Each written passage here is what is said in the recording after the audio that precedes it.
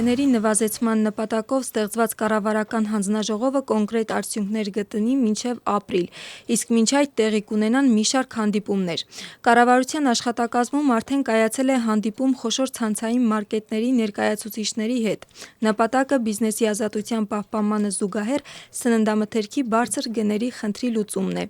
Հանձնաժողովի աշխատանքը գնահատում են ընդդիմադիր կուսակցությունների ներկայացուցիչները։ Ազգային շարժումը ապրանքների գների աճի պատասխանատվությունը դնում է վրացական երազանքի վրա և լուծումը տեսնում է իշխանության և գործող քաղաքականության փոփոխության մեջ։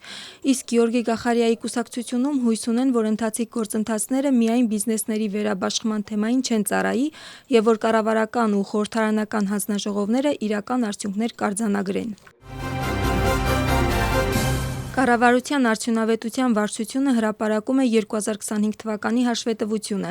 Ինչպես պարզ է դառնում փաստաթղթից, անցած տարի պետական ծրագրերի և գնումների շրջանակում հօգուտ բյուջեին խնայվել է ավելի քան 67 միլիոն լարի։ Միևնույն ժամանակ, ըստ հաշվետվության, 2026 թվականից փոխվում է պետական գնումների մոդելը, որը այսպես կոչված սպիտակ ցանկում ընդգրկելու տարբեր չափանիշներ է սահմանում։ Մասնավորապես, ընկերությունների համար, որոնք մասնակցում են պետական գնումներին կամ տենդերներին, նրանց համար ներկայացվելիք բանկային երաշխիքները մինչև 2029 թվականը փուլ առ փուլ կավելանան։ Եվս մեկ նորություն վերաբերում է նոր կենտրոնացված գնորդ մարմնի ստեղծմանը, որը կապահովի խոշոր պետական գնումներ, իսկ սա նշանակում է այն, որ կազմակերպություններն այլևս ինքնուրույն չեն հայտարարի տենդերներ և գնումների ամբողջ գործընթացը կղեկավարի հենց նշված գերատեսչությունը։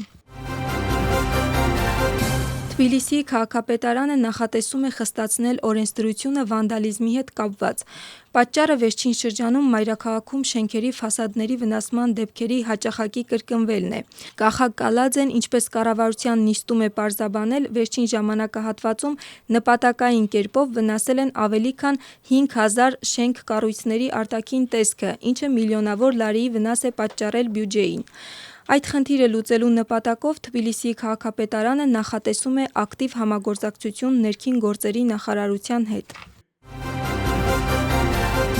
Աթոնելի պալատի մոտ հոկտեմբերի 4-ին իշխանության ձախողված տապալման գործով ձերբակալված անձանց Պաատա Բուրջուլաձեի, Մուրթազ Զոդելավայի, Իրակլի Նադիրաձեի, Պաատա Մանչգալաձեի, Լաշա Բերիձեի, Իրակլի Շայիշմելաշվիլի և ևս 5 անձի գործով անցկացվում է դատական նիստ։ Այսօրվա նիստում կքննվեն մեղադրող կողմի կողմից ներկայացված ապացույցները, կհարցաքննվեն 2 փորձագետ։ Պաշտպանական կողմի խոսքով ձերբակալվածների դեմ գործի նյութերում դրված չէ որևէ ապացույց, որը կհաստատի նրանց մեղավորությունը,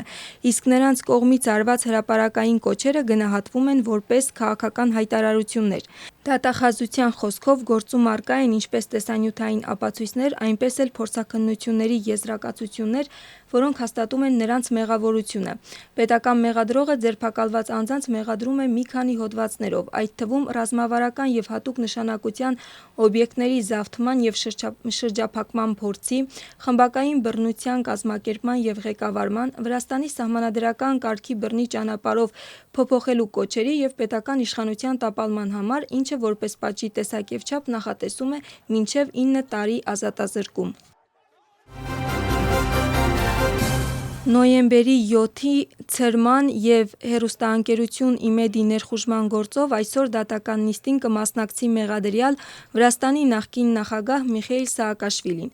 Ինչպես հայտարարել է նրա փաստաբան Գեորգի Չալաձեն, Սաակաշվիլին հանդես կգա խոսքով և կհարցաքննվեն վկաները։ Նշված գործը մեղադրող կողմի վկաների քննության փուլում է։ Բացի Սաակաշվիլիից, մեղադրյալներ են նաև նրա իշխանության նախկին բարձրաստիճան պաշտոնյաներ Դավիթ Գեզերաշվիլին, Գիգի Ուգուլավան, Վանո Մերաբիշվիլին և Զուրաբ Ադեիշվիլին։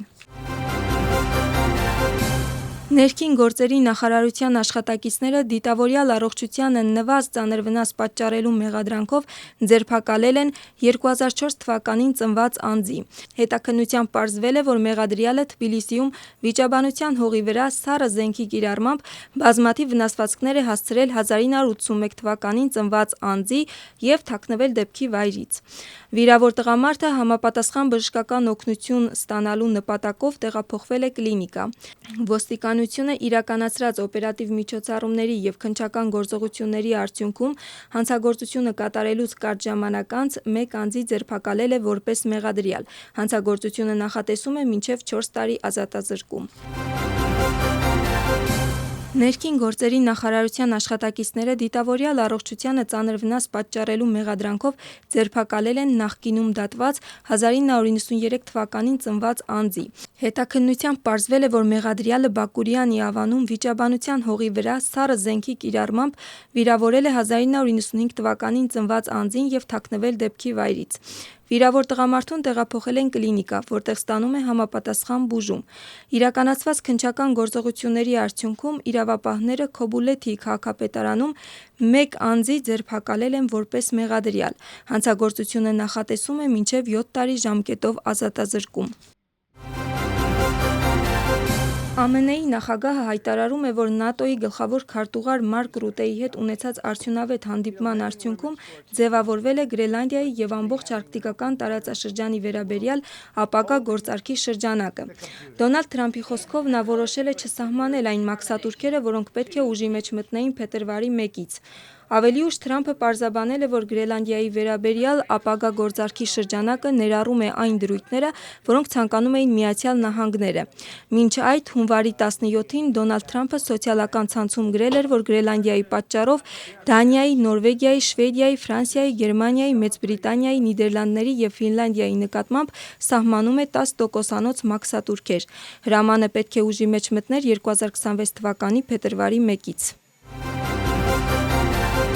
Դավոսում համաշխարհային տնտեսական ֆորումի շրջանակում անցկացվել է ԱՄՆ-ի նախագահի և ՆԱՏՕ-ի գլխավոր քարտուղարի հանդիպումը։ ԱՄՆ-ի նախագահին հարցրել են, արդյոք հնարավոր է Գրենլանդիայի ձեռքբերումը ողջամիտ գնով, որին նա պատասխանել է դրական։ Իր հերթին Մարկ Ռուտեն շնորհակալություն է հայտնել Դոնալդ Թրամփին ՆԱՏՕ-ի անդամ երկրների պաշտպանության ծախսերի ավելացման գործում ունեցած ներդրման համար։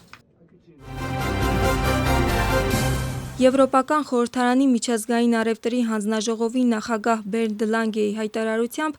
ԱՄՆ-ի և Եվրամիության միջև առևտրային համաձայնագրի ժամանակավոր դադարեցմանը այլընտրանք չկա։ Ինչպես նշել է Լանգեն, Եվրամիության անդամ պետության տարածքային ամբողջականությանը և ինքնիշխանությանը սպառնալիք ներկայացնելով ԱՄՆ-ն խաթարում է առևտրային հարաբերությունների կայունությունն ու կանխատեսելիությունը։ Հիշեցնենք, որ Եվրոպական խորհրդարանի անդամները դադարեցրել են ԱՄՆ-ի և Եվրոպայի միջև առևտրային համաձայնագրի վավերացման գործընթացը այն բանից հետո, երբ Դոնալդ Թրամփը սպառնացել էր 10%-անոց մաքսատուրքերով այն երկրներին, որոնք հակառակվում էին Գրենլանդիայի բռնազավթման իր ծրագրին։